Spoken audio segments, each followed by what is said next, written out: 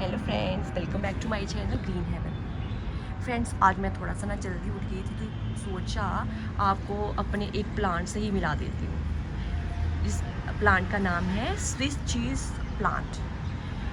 लेकिन इसको ज़्यादातर जो लोग हैं वो ब्रोकन हार्ट के नाम से जानते हैं। ब्रोकन हार्ट इसको इसलिए बोला जाता है कि इसके जो लीव्स हैं ये हार्ट शेप के हैं और इसमें छोटे छोटे ये देखिए कट्स लगे हुए हैं, इसलिए इसको ब्रोकन हार्ट बोला जाता है।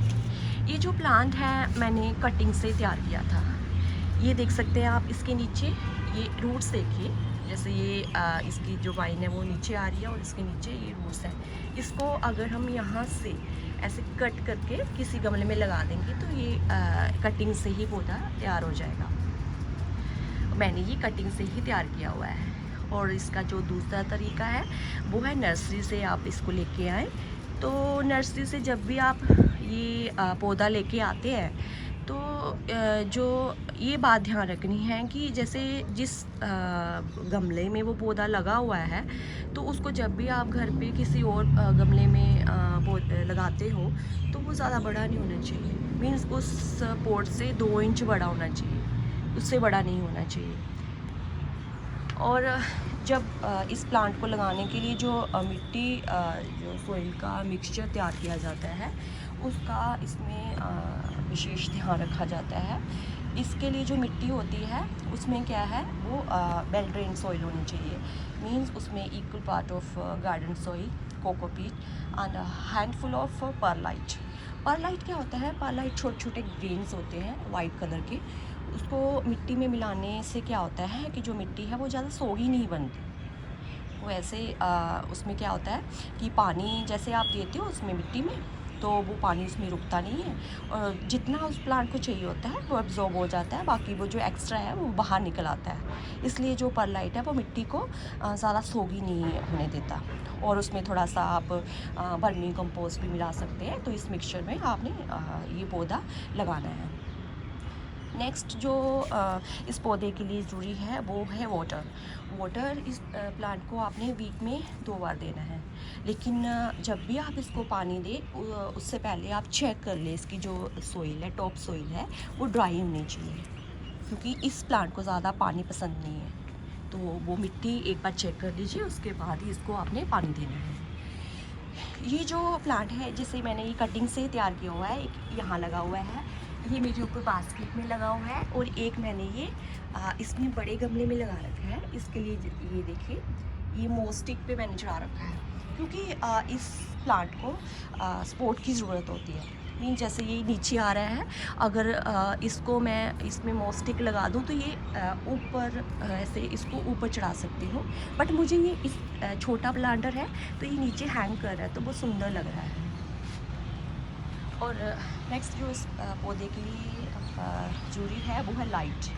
फ्रेंड, ये देखिए मेरी जो बालकनी है ये ईस्ट फेसिंग है, तो ऐसे सुबह की धूप इस पे आ रही है।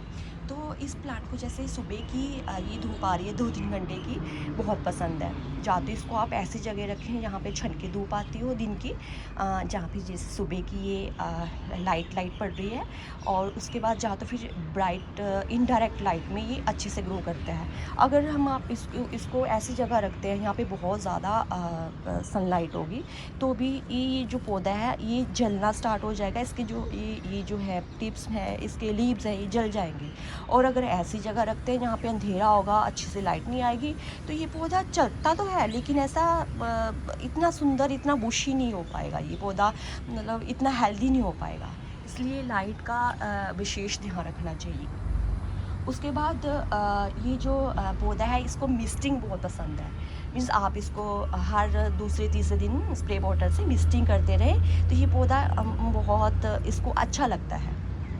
तो मिस्टिंग में आप जैसे नॉर्मल वाटर होता है उससे मिस्टिंग कर सकते हो। उसके बाद फर्टिलाइज़र है। फर्टिलाइज़र अभी जैसे विंटर्स आई हैं तो इस पौधे को बिल्कुल भी फर्टिलाइज़र नहीं देनी है, कोई भी खाद नहीं देनी है, क्योंकि विंटर्स में इस पौधे की जो ग्रोथ है वो रुक जाती है।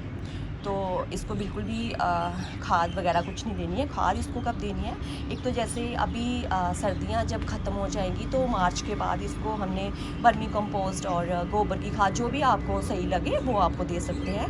उसके बाद जब वो बरसातें स्टार्ट होती हैं तो बरसातों में आपको इसको खाद देनी है।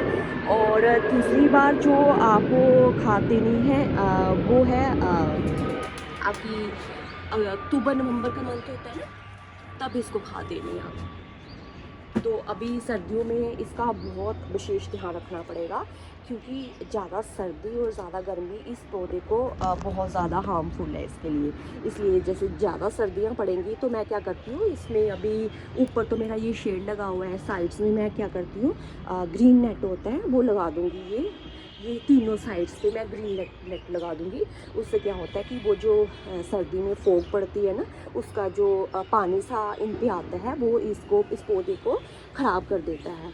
तो उसके लिए या तो मैं नेट लगा दूँगी, या मैंने ये पौधा अपने ना बाथरूम की जो विंडो है उस पे रखा हुआ है। उस पर क्या होता है, सुबह की बहुत अच्छी धूप आती है और वो जो सर्दी है, सर्दी का जो फोग है, जहाँ जो भी इफेक्ट है वो इस पर ज़्यादा नहीं पड़ेगा। इसलिए ज़्यादा गर्मी में भी इसका बहुत ध्यान रखना पड़ता है। गर्मियों में भी इसको, जैसे बहुत गर्मी होती है तो इसको ऐसी जगह रखें, जैसे ये बड़े बड़े पॉट प्लांट्स हैं इनके बीच रख दें और हल्की हल्की इस पर मिस्टिंग करते रहें, तो ये पौधा मतलब अच्छे से ग्रो करता है। गर्मी ज़्यादा, सर्दी और ज़्यादा गर्मी में इसका विशेष ध्यान रखना चाहिए। उसके बाद ये जो पौधा है ना, इसमें पेस्ट्स और जो आपके जितने भी ये मिली बग्स हैं, आपका स्पाइडर माइट्स हैं, उसका इस उसके लिए इसका ध्यान रखना पड़ेगा। क्योंकि ये जो इसके लीव्स के पीछे ना वाइट कलर के मिली बग्स छोटे छोटे से ऐसे ऐसे लग जाते हैं। तो इसको के लिए क्या करना पड़ेगा, वो जैसे मैं आपको बताया था कि नीम ऑयल पानी में मिला के इसके ऊपर हर हफ्ते जैसे मैं संडे के संडे इनके ऊपर स्प्रे कर देती हूँ, तो जो भी मिली बग्स होंगे, जो भी प्रॉब्लम होगी वो इसमें दूर हो जाएगी। और इस जो प्लांट के लिए इतना ही आप ध्यान रखने जो भी बातें हैं इतना ध्यान रख लेंगे तो ये पौधा बहुत अच्छे से ग्रो करेगा। अगले वीडियो में मैं आपके लिए कुछ कोई और प्लांट की आपको जानकारी दूंगी। तब तक के लिए बाय बाय फ्रेंड्स।